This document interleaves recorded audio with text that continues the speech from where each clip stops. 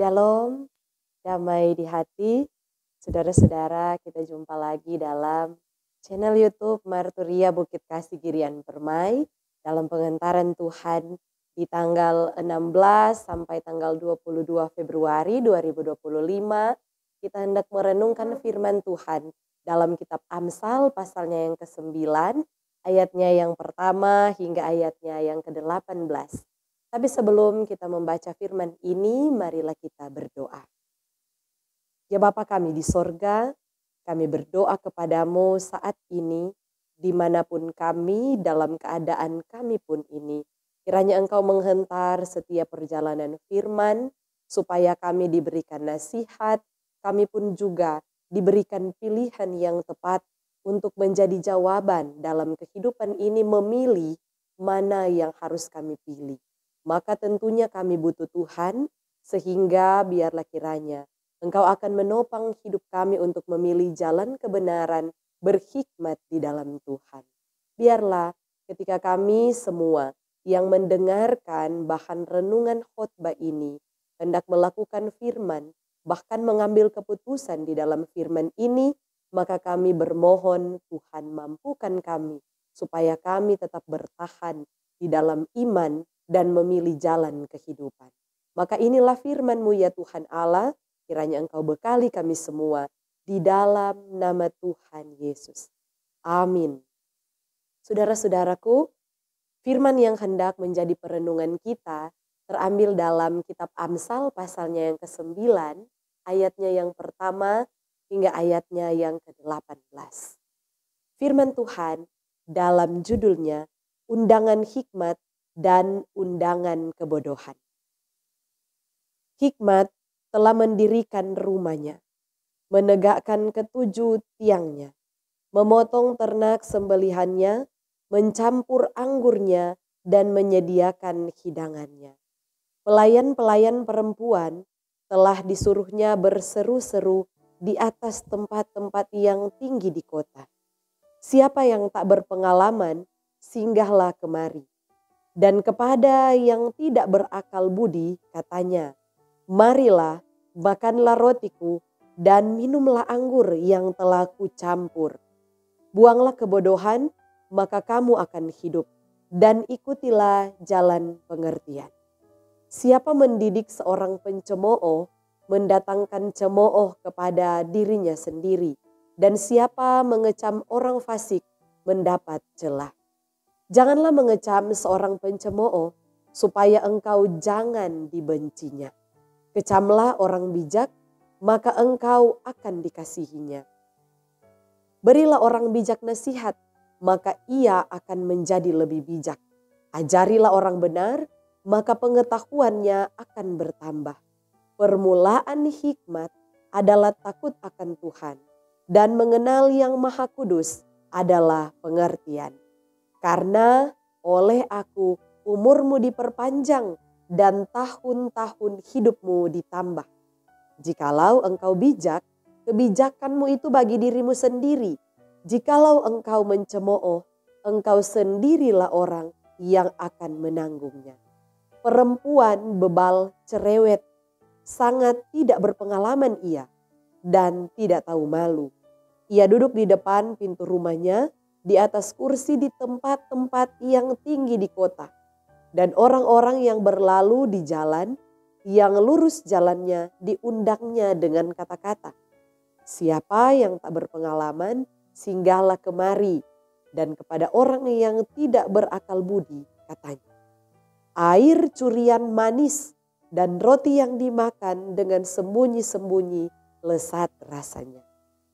Tetapi orang itu tidak tahu bahwa di sana ada arwah-arwah dan bahwa orang-orang yang diundangnya ada di dalam dunia orang mati.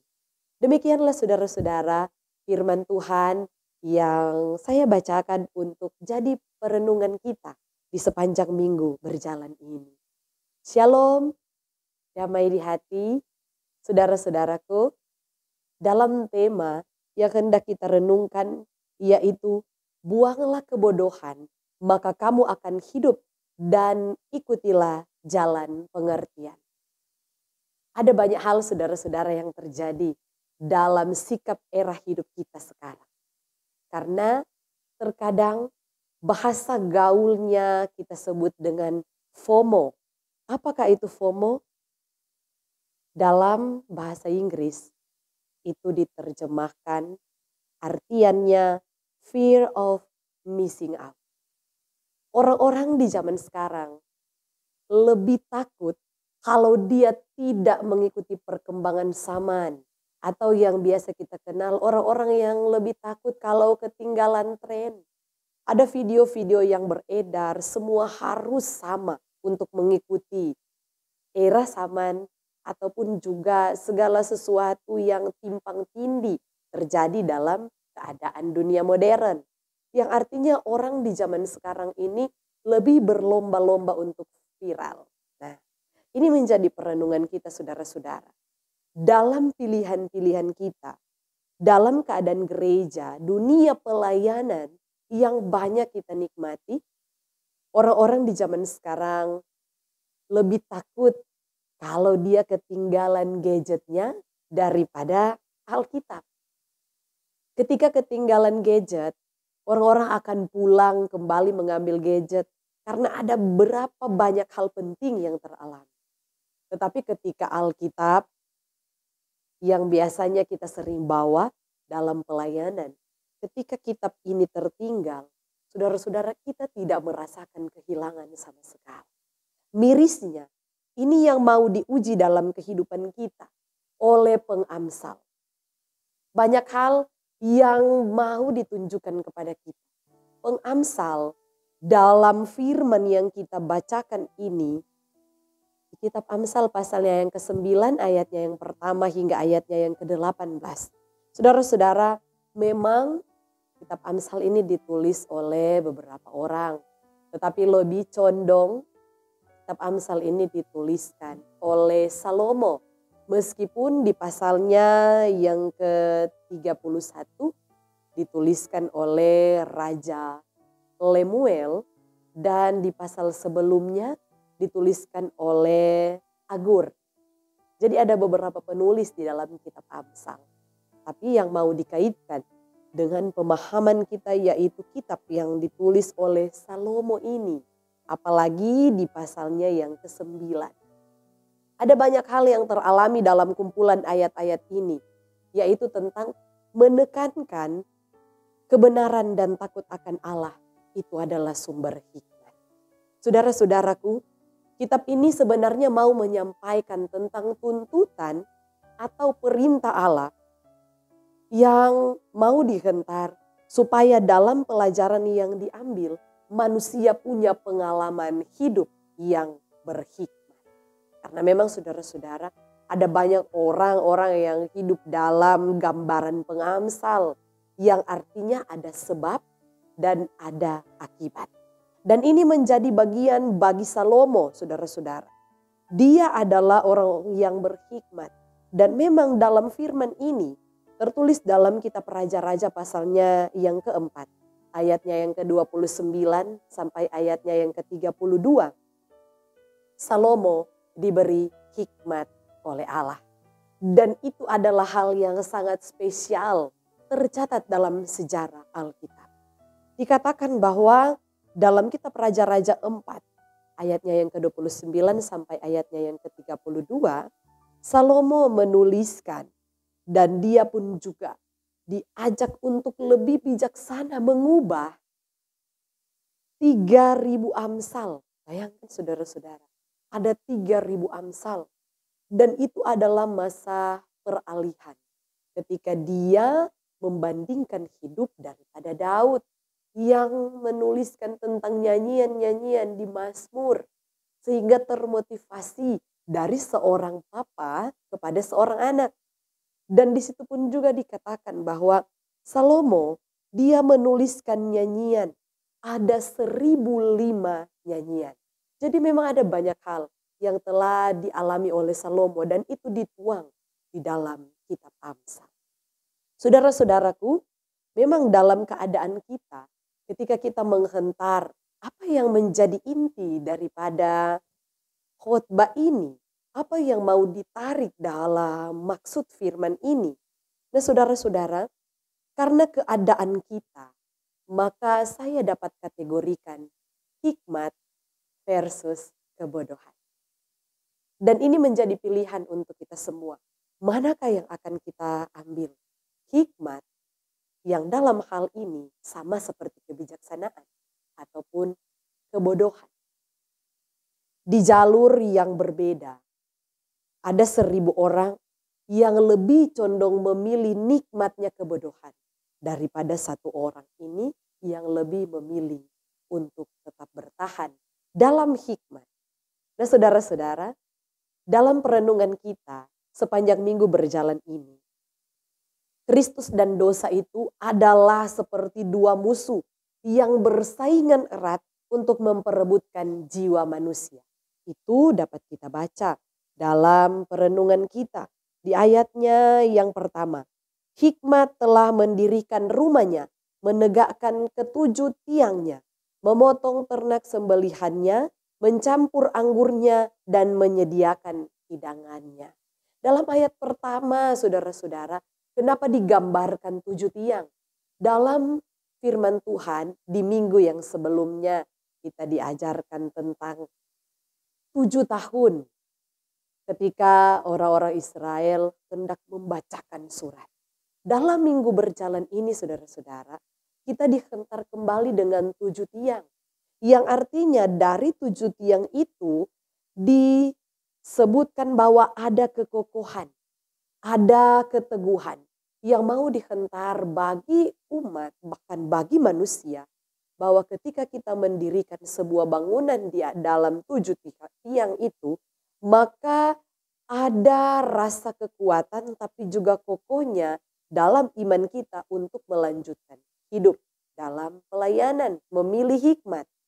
Tapi saudara-saudara, dalam perenungan ini, Kristus itu digambarkan seperti hikmat, sama seperti perempuan yang berhikmat. Tetapi juga dalam kajian firman Tuhan, dosa itu sama seperti gambaran firman ini, yaitu perempuan yang bodoh. Kenapa saudara-saudara? Karena penulis Amsal ini mau menyandingkan kedua pilihan itu sebagai 2 wanita yang mau bersaing, yaitu memperebutkan perhatian dan minat dari calon pemilihnya. Jadi memang kalau orang memilih dosa, dosa itu sangat nikmat, enak untuk dilakukan. Apalagi dosa yang terus-menerus kita lakukan. Tetapi ketika kita mau memilih jalan tentang hikmat dan kebijaksanaan, banyak kali orang tidak mau ambil jalan itu. Saya teringat saudara-saudara tentang lagu anak sekolah minggu mengenai 2 jalan yang menjadi pilihan. Yang pertama adalah 1 jalan yang lebar. Dan yang kedua adalah 1 jalan yang sempit. Manakah yang mau engkau pilih? Jalan yang lebar yang menuju kepada kebinasaan. Tetapi ketika engkau memilih jalan yang sempit, jalan yang hanya bisa dilalui oleh orang-orang tertentu dan di sana yang membawa kita ke jalan itu adalah Tuhan. Itu sama seperti gambaran tentang perempuan yang bijaksana dan perempuan yang bodoh. Dan memang saudara-saudara, hikmat ini membawa kita untuk menjalani proses hidup. Menjalani hidup ini tidak mudah saudara-saudara. Kenapa? Karena yang pertama, kita harus memilih antara hikmat dan kebodohan. Yang kedua ada kontras antara kebenaran dan kepalsuan. Di dalam kita ada banyak orang-orang yang menjalani hikmat tetapi terbungkus dan tercover di dalam kepalsuan. Tapi juga ada orang-orang yang mau memberikan kasih dalam hikmat itu. Tetapi kita menganggap itu sebagai hal yang biasa. Dan itu pun juga menjadi bagian dalam pemahaman kita untuk menjalani hidup ini. Bahwa hikmat membawa kita kepada berkat. Nah saudara-saudara, dalam ayat firman Tuhan ini dikatakan, oleh karena aku umurmu diperpanjang.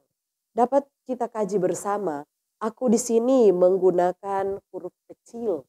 Yang artinya A-nya itu huruf kecil.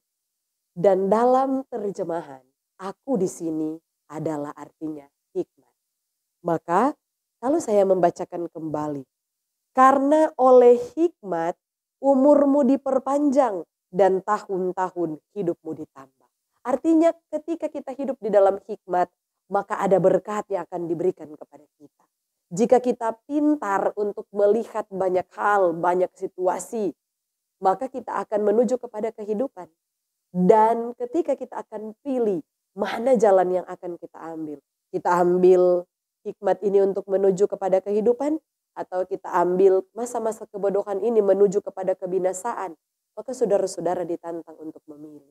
Jangan terlarut-larut hidup di dalam dosa yang terlalu enak dan tidak mau keluar dari zona nyaman. Saya memberikan contoh saudara-saudara. Dalam keadaan mau melayani, ada seorang anak muda. Dia ketika menerima notif dari handphonenya tidak mau ketinggalan. Malahan saudara-saudara, setiap detik, setiap menit dia harus mengecek notifikasi yang ada di handphone. Tapi saudara-saudara, dalam keadaan itu, para pengkhotbah ini mau memberikan tentang tujuan daripada hidupnya. Karena hidup ini panjang, long life. Sehingga memang dalam pengertian ini ketika pulang, orang tuanya menganggap bahwa dia membawa berkat. Tetapi ketika ditanyakan, itu kosong dan tidak berisi sama sekali. Karena apa saudara-saudara? Karena fokusnya hanya kepada gadget, hanya kepada handphone yang membawa supaya ketertarikan kepada FOMO ini lebih condong merusak pikiran kita. Karena apa saudara-saudara? Ada banyak orang yang termakan oleh FOMO ini. Sehingga semua orang ikut trending, semua orang tidak mau ketinggalan. Ketika ada tempat-tempat yang mau dikunjungi, orang-orang berlomba ada di tempat itu. Dan ketika memposting segala sesuatu, karena ikut trending, saudara-saudara, apa yang akan didapatkan?